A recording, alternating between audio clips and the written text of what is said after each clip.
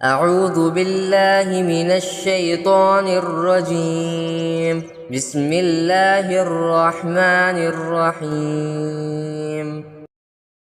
يسألونك عن الشهر الحرام قتال فيه قل قتال فيه كبير وصد عن سبيل الله وكفر به والمسجد الحرام وإخراج أهله منه أكبر عند الله والفتنة أكبر من القتل ولا يزالون يقاتلونكم حتى يردوكم عن دينكم إن استطاعوا ومن يرتد منكم عن دينه فيمت وهو كافر فأولئك حبطت أعمالهم في الدنيا والآخرة وأولئك أصحاب النار ہم فیہا خالدون۔ لوگ آپ سے حرمت والے مہینے کے بارے میں پوچھتے ہیں کہ اس میں جنگ کرنا کیسا ہے؟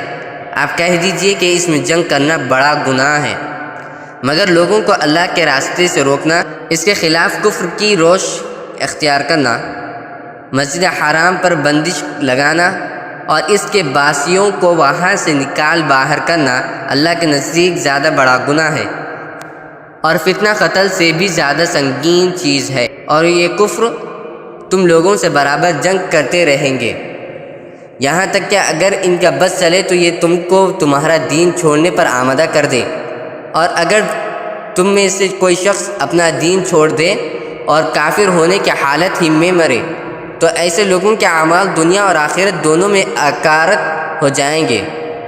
ایسے لوگ دوزخ والے ہیں، وہ ہمیشہ اسی میں رہیں گے۔ ان الذين آمنوا والذين هاجروا وجاهدوا في سبيل الله اولئك يرجون رحمة الله والله غفور رحيم۔ اس کے برخلاف جو لوگ ایمان لائے اور جنہوں نے ہجرت کی اور اللہ کے راستے میں جہاد کیا تو وہ بے شک اللہ کی رحمت کے امیدوار ہے، اور اللہ بہت بخشنے والا بڑا مہربان ہے۔ يسألونك عن الخمر والميسر قل فيهما إثم كبير ومنافع للناس وإثمهما أكبر من نفعهما ويسألونك ماذا ينفقون قل العفو كذلك يبين الله لكم الآيات لعلكم تتفكرون۔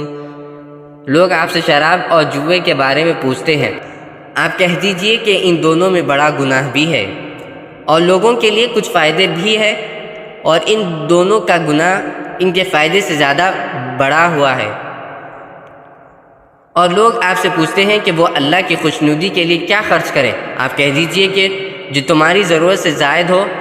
اللہ اسی طرح اپنے احکام تمہارے لیے صاف صاف بیان کرتا ہے تاکہ تم غور و فکر سے کام لو۔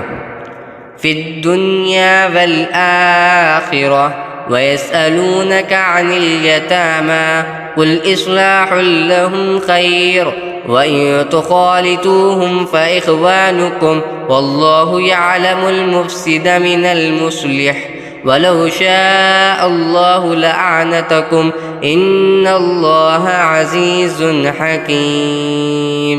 دنیا کے بارے میں بھی اور آخرت کے بارے میں بھی۔ اور لوگ آپ سے یتیموں کے بارے میں پوچھتے ہیں، آپ کہہ دیجئے کہ ان کی بھلائی چاہنا نیک کام ہے، اور اگر تم ان کے ساتھ مل جل کر رہو تو کچھ حرج نہیں، کیونکہ وہ تمہارے بھائی ہی تو ہے، اور اللہ خوب جانتا ہے کہ کون معاملات بگاڑنے والا ہے اور کون سنوارنے والا ہے، اور اگر اللہ چاہتا تو تمہیں مشکل میں ڈال دیتا، یقیناً اللہ کا اقتدار بھی کامل ہے، حکمت بھی کامل۔ وَلَا تَنكِحُوا الْمُشْرِكَاتِ حَتَّى يُؤْمِنْ وَلَأَمَةٌ مُؤْمِنَةٌ خَيْرٌ مِّن مُّشْرِكَةٍ وَلَوْ أَعْجَبَتْكُمْ وَلَا تُنكِحُوا الْمُشْرِكِينَ حَتَّى يُؤْمِنُوا وَلَعَبْدٌ مُؤْمِنٌ خَيْرٌ مِّن مُّشْرِكٍ وَلَوْ أَعْجَبَكُمْ أُولَٰئِكَ يَدْعُونَ إِلَى النَّارِ وَاللَّهُ يَدْعُو إِلَى الْجَنَّةِ وَالْمَغْفِرَةِ بِإِذْنِهِ وَيُبَيِّنُ آيَاتِهِ لِلنَّاسِ لَعَلَّهُمْ يَتَذَكَّرُونَ۔ اور مشرک عورتوں سے اس وقت تک نکاح نہ کرو جب تک وہ ایمان نہ لے آئے۔ یقیناً ایک مومن باندھی کسی بھی مشرک عورت سے بہتر ہے، خواہ وہ مشرک عورت تمہیں پسند آ رہی ہو، اور اپنی عورتوں کا نکاح مشرک مردوں سے نہ کرواؤ جب تک وہ ایمان نہ لے آئے۔ اور یقیناً ایک مومن غلام کسی بھی مشرک مرد سے بہتر ہے، خواہ وہ مشرک مرد تمہیں پسند آ رہا ہو۔ یہ سب دوزخ کی طرف بلاتے ہیں، جبکہ اللہ اپنے حکم سے جنت اور مغفرت کی طرف بلاتا ہے، اور اپنے احکام لوگوں کے سامنے صاف صاف بیان کرتا ہے تاکہ وہ نصیحت حاصل کریں۔